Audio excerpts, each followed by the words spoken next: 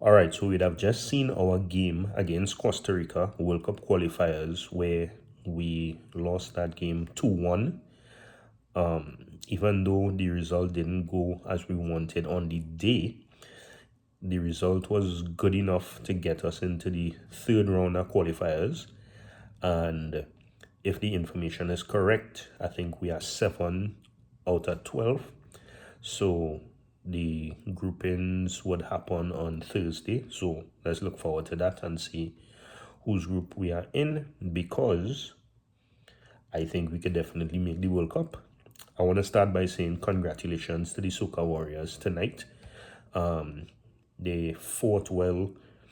Again, they were down but came back technically, and we could have actually did a little bit better with a little bit of tweaking, some better crosses, some better finishing. But to see Levi Garcia score a goal in Costa Rica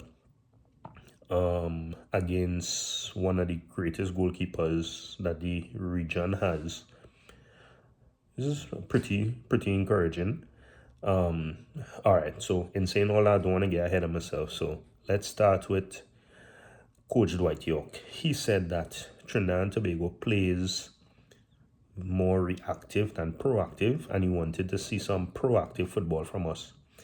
And I would say that the start of the first half, first 15 minutes, for the neutral watching the game and not knowing who was playing who, you would have thought that Trinidad and Tobago was the dominant team. I mean, we went out on the front foot, we were running at them, and we were handling business. The midfield was looking good. Again, I keep stressing on some of the same points, but definitely worth a shout out.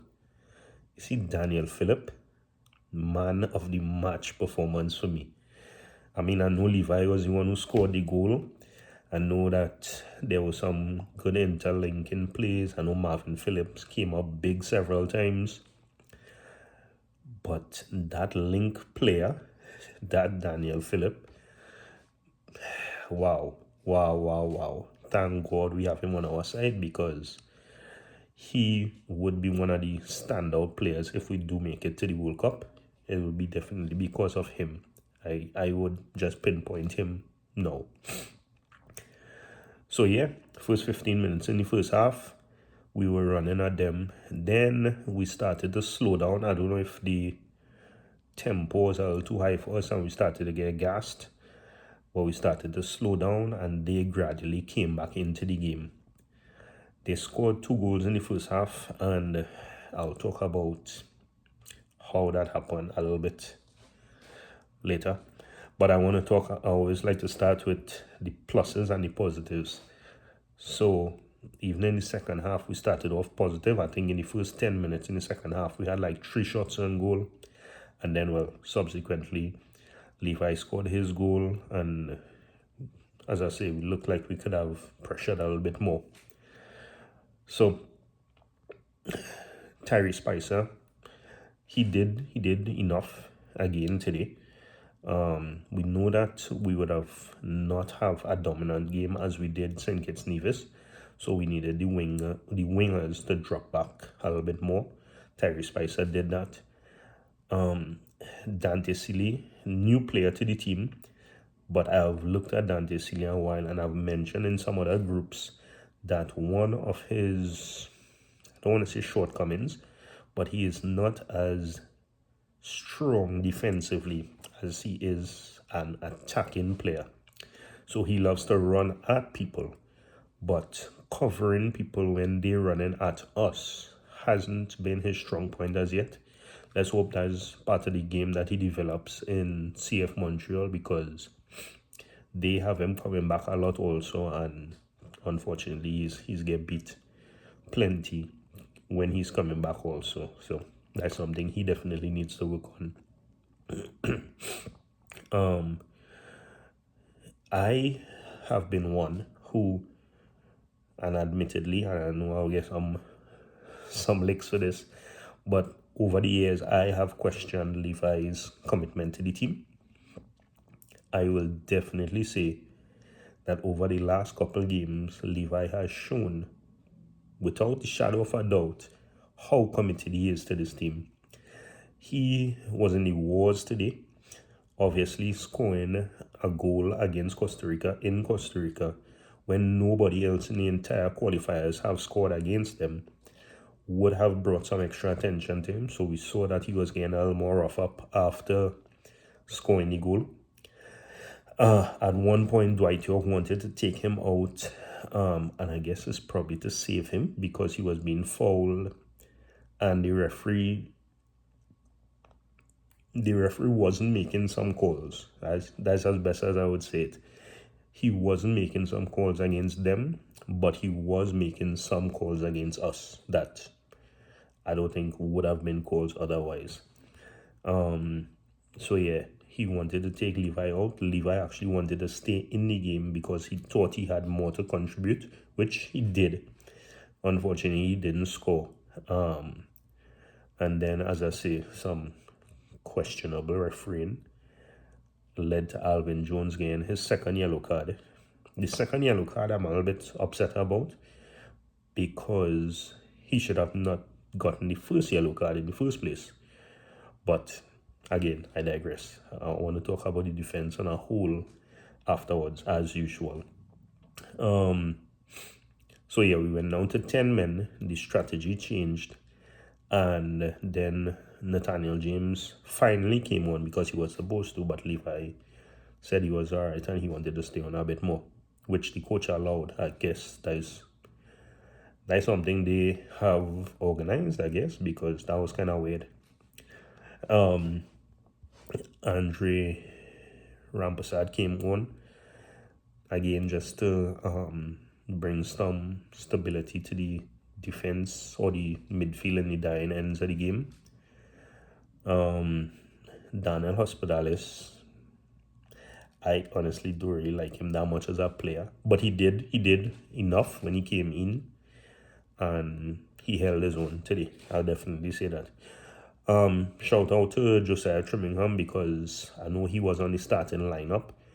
I heard that he got injured in training. I really hope it's nothing too serious and that he'll be back soon because, I mean, we have a place for you on the team. Just don't know if it's in all the games and against the quicker teams, but you definitely do have a place on the team. So really hope that you get well soon. Rio Cardines, young player on a big stage. He did, I don't want to say that he looked out of place, but he didn't look as exceptional as he did when we saw him play the first time Unity Cup.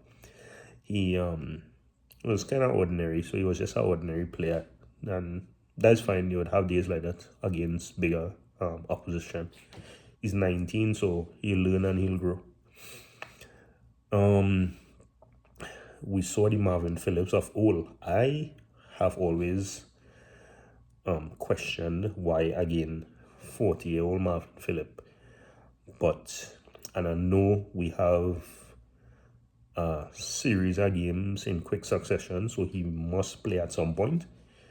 And I guess today would have been the game, because if we had to lose, we had a big margin that we could have lost by and still make it. So I guess I understand that being a decision that the coach probably used to decide to play him today, but he played fantastic. He had a lot of big saves, and yeah, he looked like 10 years younger. Honestly, he looked like 30-year-old Marvin that we would have seen and liked since back then. So again, this squad that we have so far, attacking line, spreading the ball, playing with intention, Daniel Phillips commanding it in the middle, that part of the field, if it had to be broken up into sections, if that part of the field was to make it to World Cup alone, we definitely making the World Cup there. Which leaves me to our defense. I don't know what to say again. about this defense. This defense is ball watching. The first goal that was scored was a ball straight down the middle that Alvin Jones and Sheldon Bato did not decide who's picking up the player. The player came straight down the center. Now, to be fair, when Kevin Molino passed the ball to Levi Garcia, it was kind of the same thing. But that's on their side. I don't care about that. We scored the goal. They actually held Levi Garcia a lot better than how our defense held their players. So I'll talk about our defense. I don't honestly don't care too much to talk about their defense. How in this day and age we could have a defense that could allow that? The ball came from on the left-hand side, I think. Two players were looking at the ball coming in. And somehow, and I don't even think this guy was a striker. I think he was a defender. So I think it was a set play, if I'm not mistaken. Could be wrong. Just remember it right now. But the ball came in and he found himself between our defenders, having room to decide what he wants to do and put the ball past Marvin. I mean, honestly, I can't blame Marvin there. That is probably top of the six. So he couldn't really do much there, right? Fair, 1-0. So you would have thought that the defense would have decided, okay, guys, we really need to get this right. We need to keep our head in the game. Fast forward to a little bit later when we were pressing, and then they were on the transition, playing the ball in the middle, and then play the ball on the right. A 1-2, and then all of a sudden, a player in the box again, and put the ball in the back of the net, 2-0. And at that point, it was like, that guy literally, or that group literally walked the ball into our net. I mean, that is just being kind of drastic about it, but that is definitely what it looked like. Our defense wasn't able to handle that. And more than that, we had, as I say, there was an opportunity that Marvin had to come up big twice. And there was another instance where they knew that we had taller players in the defense, so they were playing short corners and then pulling our players and then playing the ball across the box. And there was at least one opportunity where one of their players tried to backheel a ball. I guess trying to be fancy, because that's what Costa Ricans do, right? That's their flair. He could have scored easily because, again, the defense wasn't there. They had 2 or 3 opportunities where the ball itself went straight across the box and they didn't have a player in the box and our player shielded it out. Levi Garcia didn't know what was going on around him and he gave up a corner when he should have put the ball out for a free kick. So we continue to struggle with this defense. We continue to leak goals. The commentator actually said that we need to do something about our defense. So I'm glad it's not just me shouting it out. I see a lot of people putting comments on Facebook, on Instagram. I really hope that this information reaches somebody in the TTFA who can make a decision, because we cannot continue with this defense. Now, Costa Rica is a very good team. Costa Rica is ranked a lot higher than us, and we held our own and we looked good tonight. But again, the defense killed us, and story of our life again, we missed several chances. Levi got into the box, Tyree Spicer beating people on the wing and could not put in a good cross. There were at least 3 instances where Tyree Spicer did not put in a good cross. Kevin Molino still seems too slow on the field, but in his defense, he has the IQ to be on the field because he knows when we are being high pressed and they are pressuring us, and he gets the fouls and stops the runner play and kind of break up their sequences. That happened at least 2 or 3 times. And then, well, obviously, he found himself in the space, and I think Daniel Phillips gave him the ball, and then he pushed the ball through to Levi to score. So he has some influence on the field still.